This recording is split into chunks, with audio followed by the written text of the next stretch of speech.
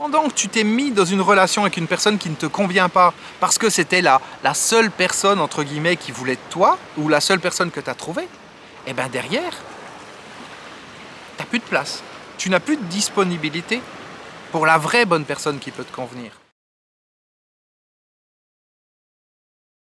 Bon, ben, je profite que je suis bien installé dans un endroit où je suis super agréable, je suis posé comme ça. Il y a du soleil, il fait bon, j'avais froid tout à l'heure, mais là c'est parfait. Puisque ça fait quelques vidéos déjà que je filme aujourd'hui, je suis parti ce matin. Si tu as suivi les vidéos précédentes, je suis parti ce matin pour enregistrer et il faisait un petit peu froid.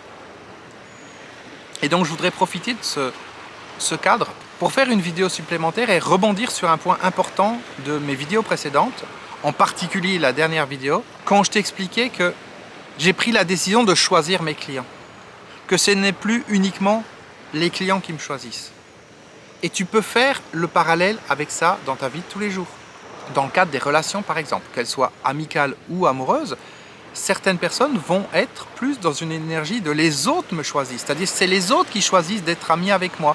Mais moi, j'ai pas mon mot à dire. Une personne a décidé d'être amie avec moi, ok, ben ma foi, ok, elle veut être amie avec moi, j'accepte. Je prends pas de décision, je ne choisis pas. Je laisse le monde extérieur choisir pour moi. Tu vois, c'est un parallèle avec ce que je viens de dire. Pour moi, quand je disais, je choisis mes clients. Parce qu'on se dit, ben non, je ne peux pas refuser, il y a quelque chose qui vient de l'extérieur et je suis là pour servir. Ou même un thérapeute. Le thérapeute qui va dire, ben oui, moi, chaque personne qui est en souffrance, je vais travailler avec elle. Non, tu ne vas pas travailler avec elle. Tu peux le faire, tu peux travailler avec chaque personne. Mais tu peux être conscient aussi qu'il y a un certain type de patients qui sont des patients qui sont trop lourds à gérer. Des patients qui ont des pathologies qui sont trop importantes. Ou des personnes qui, à la place de voir un thérapeute, auraient peut-être besoin de voir un autre spécialiste ou un psychiatre ou je ne sais pas. Accepter ça. Et on a eu souvent le cas, et j'ai souvent vu le cas également, des coachs qui acceptaient des personnes qui avaient besoin d'être suivies par un psy. C'est pas leur boulot. Ils sont coachs, ils sont pas psy. Même si quelquefois, les choses, elles peuvent se croiser, elles peuvent être liées. Il faut à un moment donné être conscient de ce que l'on veut dans la vie. On ne peut pas accepter tout le monde, on ne peut pas travailler avec tout le monde, on ne peut pas travailler avec la terre entière. Ce n'est pas le monde extérieur qui doit choisir comment je vis ma vie. Et pour toi, je t'invite à te poser ces questions aussi. Ton attitude vis-à-vis du monde extérieur.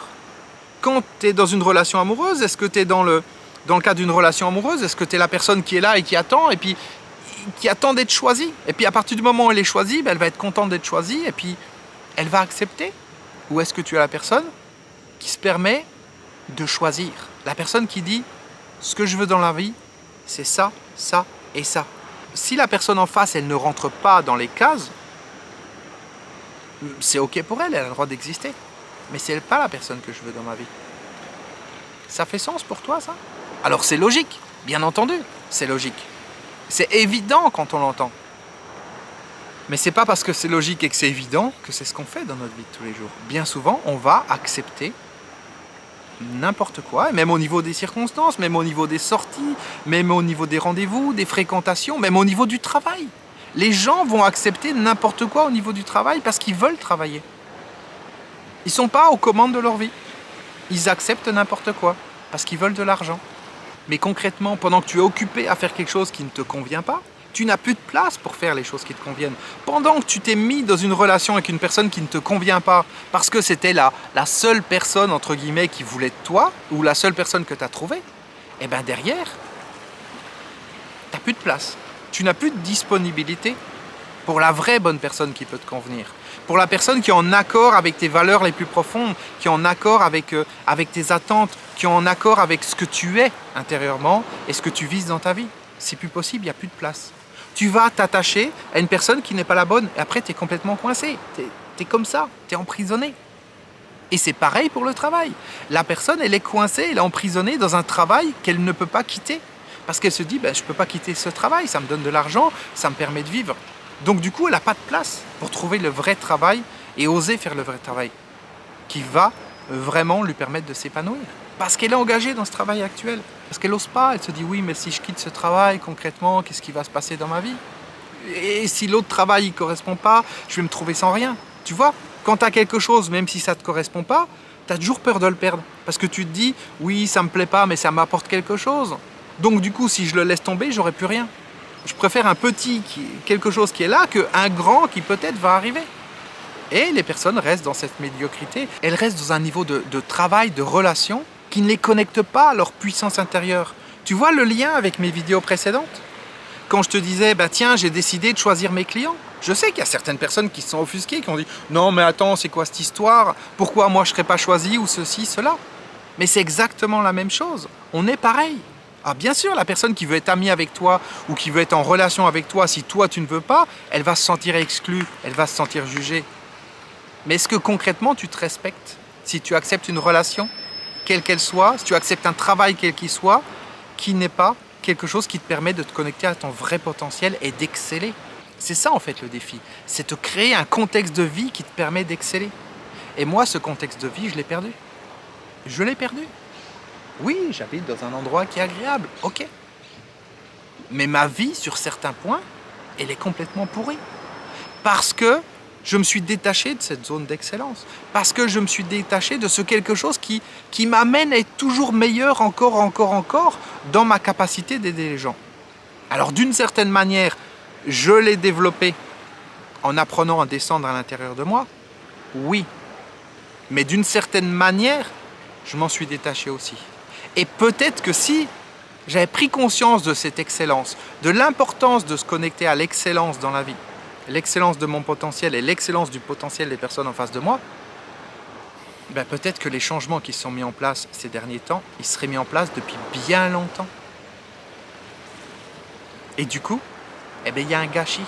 Il y a un gâchis de personnes que j'aurais pu aider, que je n'ai pas pu aider, parce que je n'étais pas au niveau, parce que je n'étais pas prêt, ou parce que je n'ai pas attiré ces personnes.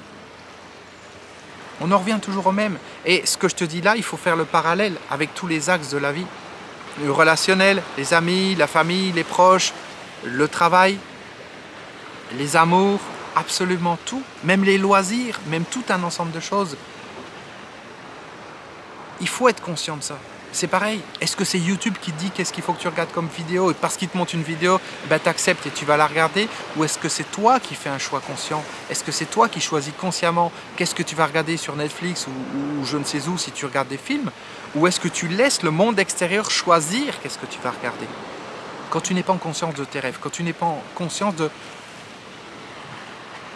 de ta magie intérieure, tu es un peu comme une espèce de feuille au vent qui se laisse porter comme ça. Et puis c'est le monde extérieur qui va te guider. Mais ce monde extérieur, il ne va jamais t'emmener vers le meilleur de soi-même. Ce qui va t'emmener vers le meilleur de soi-même, c'est quand tu vas être connecté à la puissance de tes rêves. C'est ça qui va t'emmener vers l'excellence. La puissance d'une bonne relation, la puissance d'une relation qui va t'épanouir, la puissance d'une relation qui va correspondre à ce que tu veux. Et pas t'enliser dans une espèce de relation où les gens me disent, arrivé à 50, 60 ans, j'ai perdu ma vie avec cette personne parce que j'ai rien à faire avec. Ben oui, tu n'as rien à faire avec. Parce que c'est ton mental ou ton ego qui a choisi cette personne. C'est pas ton cœur. Ou alors c'est tes peurs. La peur d'être tout seul, la peur de vieillir seul ou je ne sais quoi qui a fait ça. Mais c'est pas tes rêves. C'est pas la vraie magie qui est en toi qui a pris cette décision et qui t'a guidé.